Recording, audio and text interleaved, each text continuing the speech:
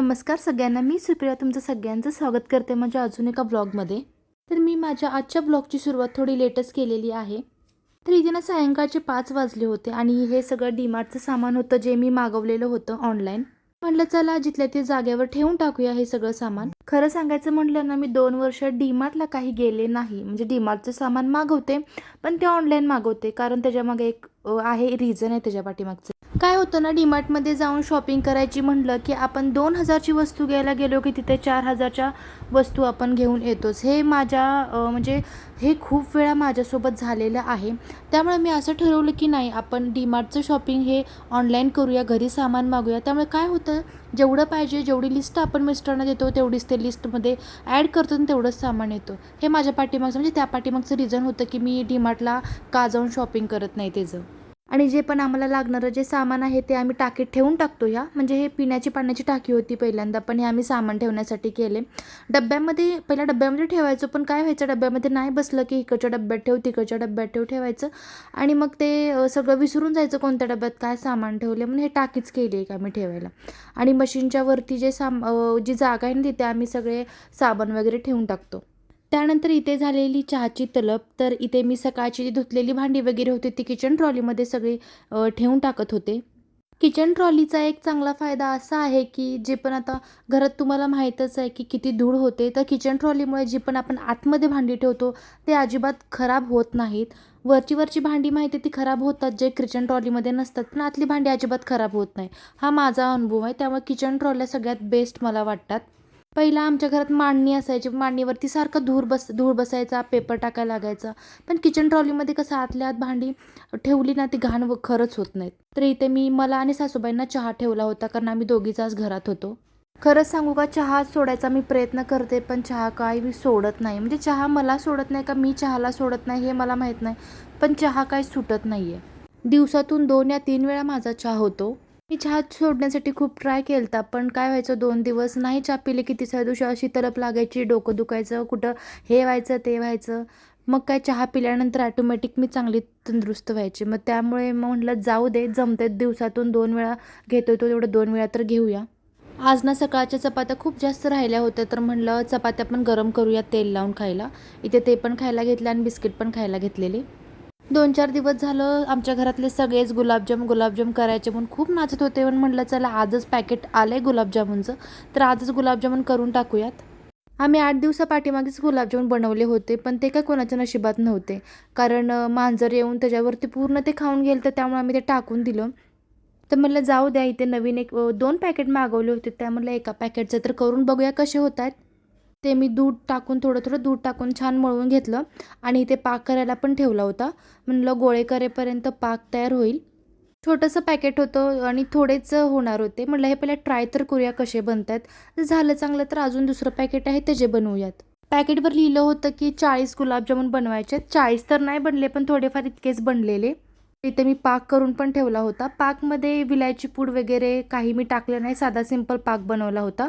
त्यानंतर इथे मी सगळे गुलाबजामुन चांगल्या बारीक फ्लेमवरती तळून घेतले.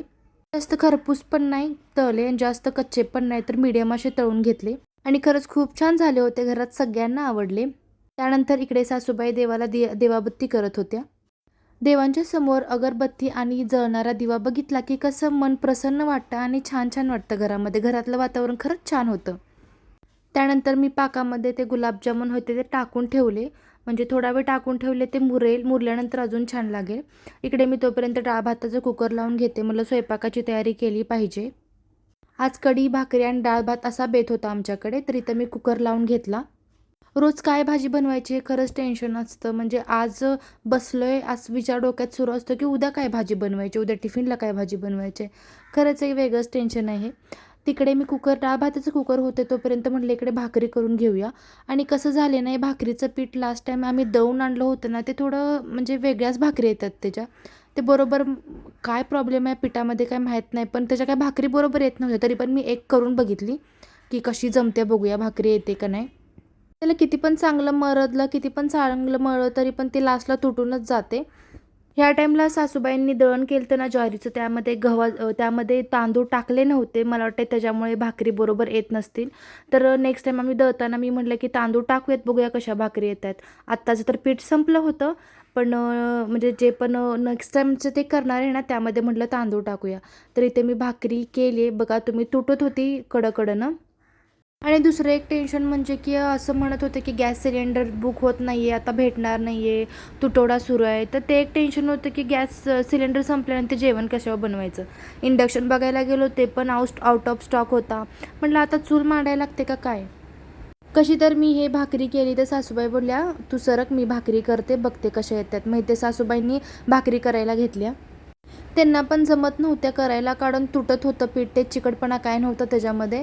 म्हणून त्यांना कशातरी सासूबाईंनी भाकरी केल्या. आणि आज सकाळीच तुम्हाला सांगायचं राहिलं, आज सकाळीच आम्ही इंडक्शन बघत होतो, तर सासूबाई म्हणल्या, बघ जर नाही आला सिलेंडर तर आपल्याला कशावर तर जेवण बनवलं पाहिजे. पण खरंच सांगते, आउट ऑफ स्टॉक गेलते सगळे. एकच एक होती, 4,000ची होती, ती एक राहिली होती, पण बाकी सगळे जे दाखवते ते सगळे आउट ऑफ स्टॉक होते. तर इथे मग सासूबाईंनी भाकरी झाल्यानंतर लगेच कढी टाकून घेतली. म्हटलं मी तोपर्यंत भांडी घासून घेते. आमच्याकडे 2 सिलेंडर आहेत, पण एक सिलेंडर संपला आणि हा एक आहे तो संपायला कधी पण आला आहे. खूप दिवसापासून सासूबाई ट्राय करत होत्या नंबर लावायचा, म्हणजे बुक होतोय पण त्याचा मेसेज वगैरे काय येतच नाही. तर आता बघूया पुढे काय होतंय ते. आता तर चालतोय, म्हणलं चालूया तोपर्यंत. त्यानंतर इथे मी डाळीला फोडणी देऊन घेतली लगेच. त्यानंतर मधल्या गॅसवर दूध पण आम्ही तापत ठेवतोय. आम्ही आजकाल ना पिशवीतलं दूध कमीच केलं आहे, बाहेरचं तबेल्यातलं दूध आणून आम्ही खातो. आणि कसं आहे, आम्हाला तूप लावायला पण चांगलं होतं, कारण त्याला शाय पण खूप छान येते आणि तूप पण त्याचं खूप छान बनतं. तर मग आम्ही तबेल्यातलं दूधच आता आजकाल यूज करतोय. त्यानंतर इथे संध्याकाळचा कंपल्सरी हा डाळ भात आमच्याकडे असतो म्हणजे लागतो. डाळ भाताशिवाय संध्याकाळचं जेवण आमचं अपुरं असतं. तर इथे मी पहिल्यांदा डाळ करून घेते. तर असा होता माझा आजचा व्लॉग. तर तुम्हाला कसा वाटला हा पूर्ण माझा व्हिडिओ, तर तुम्ही तो नक्की मला कमेंट करून सांगा. आवडल्यानंतर नक्की लाईक करा, शेअर करा, सबस्क्राईब करा. तोपर्यंत सगळ्यांनी आपापली काळजी घ्या. तर चला भेटू नेक्स्ट अशा व्लॉगमध्ये. तोपर्यंत बाय आणि टेक केअर. बाय.